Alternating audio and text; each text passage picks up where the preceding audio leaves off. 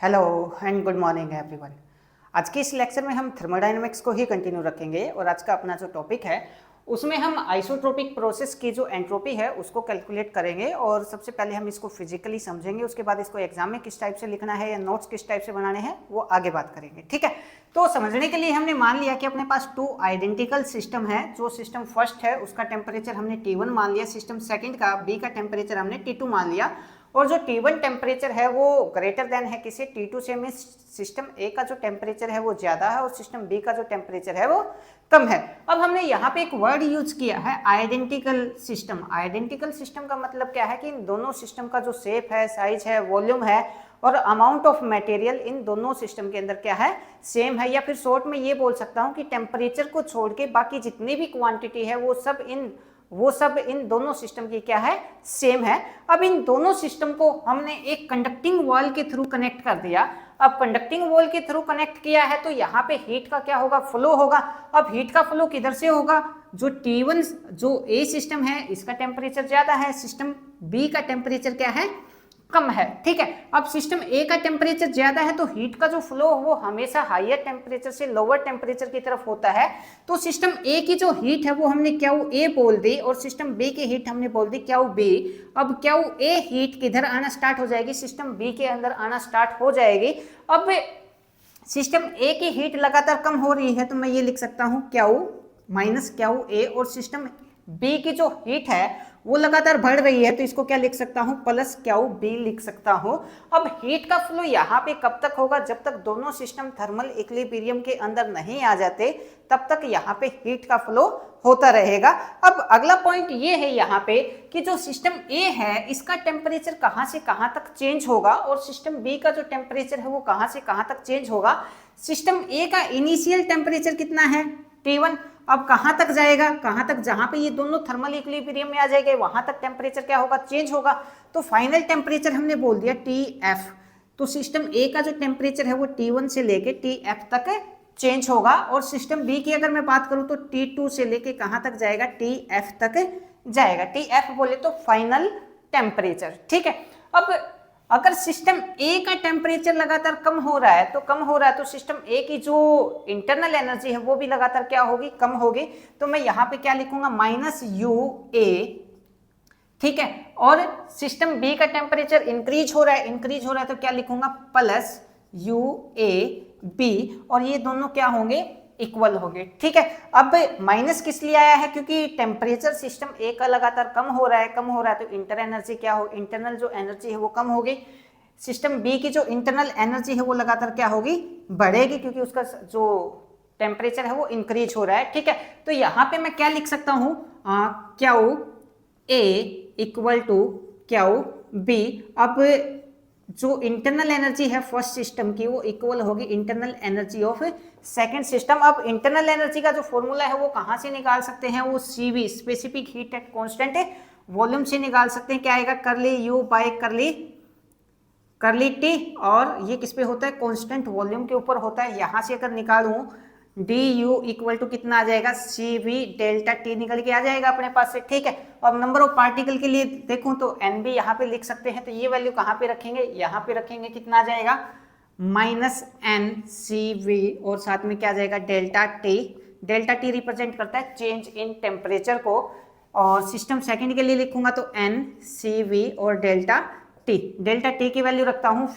जो system first है इसका टेम्परेचर कहाँ से कहाँ तक चेंज होगा, T1 से कहाँ जाएगा, TF पे जाएगा, तो कितना आ जाएगा, माइनस NCV, और ये आ जाएगा TF minus T1 final temperature minus initial temperature equal to NCV और TF माइनस T2। ठीक है, ये निकल के आ जाएगा। अब अपने को क्या निकालना है, अपने को निकालना है यहाँ पे फाइनल टेम्परेचर। ठीक है, पहले फाइनल टेम्परेचर निकालेंगे, उसके बाद एंट्रोपी निकालनी है आइसोट्रोपिक प्रोसेस की। तो क्या करेंगे, सिस्टम ए का एंट्रोपी निकाल लेंगे, सिस्टम ए की एंट्रोपी में कितना चेंज हुआ है वो कैलकुलेट करेंगे। उसके बाद सिस्टम बी की जो एंट्रोपी है इसमें कितना चेंज हुआ है वो कैलकुलेट करेंगे, दोनों को ऐड करेंगे और आइसोट्रोपिक प्रोसेस की जो एंट्रोपी है वो अपने पास निकल के आ जाएगी। ठीक है, अब अगर मैं यहाँ से TF की वैल्यू निकालूं तो TF की वैल्यू क्या आ जाएगी, यहाँ से TF की वैल्यू आ जाएगी एफ इक्वल टू ये आ जाएगा T1 प्लस T2 और डिवाइड बाय 2। इसको अगर मैं सोल्व करूंगा ये कैंसिल हो जाएगा और TF की वैल्यू निकालूंगा तो कितना आ जाएगा T1 प्लस T2 बाय 2। ये अपने पास क्या आ जाएगा फाइनल टेम्परेचर आ जाएगा, फाइनल टेम्परेचर। अब अपना जो अगला टास्क है वो अगला टास्क ये है कि सिस्टम फर्स्ट, जो फर्स्ट सिस्टम है इसकी एंट्रोपी के अंदर कितना चेंज होगा ये अपने को कैलकुलेट करना है। तो change in entropy of system A, change in entropy of system A. ठीक है, एंट्रोपी का फॉर्मूला क्या होता है? एंट्रोपी का फॉर्मूला होता है DS, change in entropy del Q by T. ठीक है, तो फर्स्ट सिस्टम के लिए लिखूंगा तो कितना आ जाएगा del S A equal to del Q by T. ठीक है, अब यहां पे डेल क्यू की वैल्यू पुट करेंगे तो क्या आ जाएगी? ये क्या थी अपने पास? ये थी एन सी वी और साथ में क्या था delta T divide by T, या फिर मैं इसको डी टी लिख देता हूँ डी टी बाय टी। ठीक है, ये तो चेंज इन एंट्रोपी कंप्लीट निकालना है तो क्या करेंगे इंटीग्रेटिंग बोथ साइड करेंगे। अब इंटीग्रेशन कहाँ से कहाँ तक करेंगे? इनिशियल टेम्परेचर से फाइनल टेम्परेचर तक करेंगे। इनिशियल टेम्परेचर कितना है T1, फाइनल टेम्परेचर कितना है TF। ठीक है, इससे ये क्या हो जाएगा कैंसिल हो जाएगा, कितना आ जाएगा change in entropy of system A. यहाँ पे NCV कॉन्स्टेंट है, इसका इंटीग्रेशन कितना आएगा LNT और लोअर लिमिट कितना T1, फाइनल अपर लिमिट कितना TF। अपर लिमिट माइनस है लोअर लिमिट करेंगे तो ये आ जाएगा अपने पास NCV LNTF माइनस LNT1। अब क्या आएगा log m by log n का m माइनस n का फार्मूला यूज करेंगे तो ये आ जाएगा del S A N C V और ये आ जाएगा LNTF बाय T1। ये एंट्रोपी आ जाएगी किस सिस्टम की? ये सिस्टम फर्स्ट की जो एंट्रोपी है वो हमने यहाँ पे निकाल ली। बिल्कुल सिमिलर किसकी एंट्रोपी आ जाएगा? सिमिलर आ जाएगी del S B second system की एंट्रोपी NCV, इसी को देख के लिख देंगे LNTF बाय T1। ये एंट्रोपी किसकी आएगी? सेकेंड सिस्टम की आएगी। निकाल के बता देता हूँ कैसे आएगी। यही वाला फॉर्मूला यूज करेंगे तो ये आ जाएगा डी बी और डेल क्यू बाय टी, ये आ जाएगा NCV और DT। ठीक है, डिवाइड बाय टी, इंटीग्रेट करेंगे कहाँ से? T2 से लेके TF तक इसको इंटीग्रेट करेंगे। NCV क्या है? कांस्टेंट है, बाहर आ जाएगा। DT बाय टी का इंटीग्रेशन कितना LNT, अपर लिमिट कितना है TF, लोअर लिमिट कितना है T2, upper limit minus lower limit NCV LNTF minus LNT2। ठीक है, अब ये आ जाएगा NCV LNTF बाय T2। ठीक है, ये एंट्रोपी आ जाएगी सेकेंड सिस्टम की डेल एस बी। ठीक है, यही हमने यहाँ पे लिखी है। अब टोटल एंट्रोपी निकालनी है, टोटल एंट्रोपी निकालनी है तो ऐड कर देंगे दोनों को। तो टोटल एंट्रोपी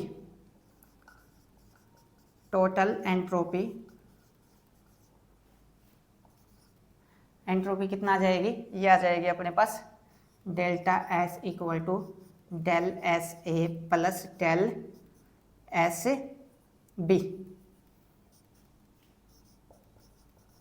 ठीक है, डेल एस ए की वैल्यू यहाँ पे रखता हूँ, डेल एस बी की वैल्यू यहाँ पे रखूंगा। ये आ जाएगी NCV LN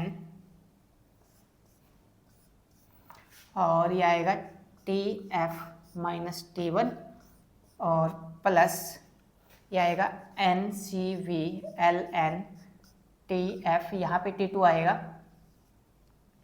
TF bye T2। ठीक है, अब इन दोनों एंट्रोपी के लिख दिया। अब दोनों को सोल्व करेंगे तो क्या आएगा? जो टर्म कांस्टेंट है वो बाहर निकाल लेते हैं। बाहर क्या आ जाएगा? NCV बाहर आ जाएगा और अंदर क्या बच जाएगा अपने पास? ये आएगा LNTF by T1 plus LNTF by T2। ठीक है, ये अपने पास क्या आ जाएगी? फाइनल एंट्रोपी आ जाएगी किसकी, जो अपने पास आइसोट्रोपिक प्रोसेस है उसकी एंट्रोपी निकल के आ जाएगी। अब अगर इसमें से कोई भी बात आपको समझ ना आई हो तो आप मैसेज करके या फिर कमेंट करके पूछ सकते हैं। Thank you.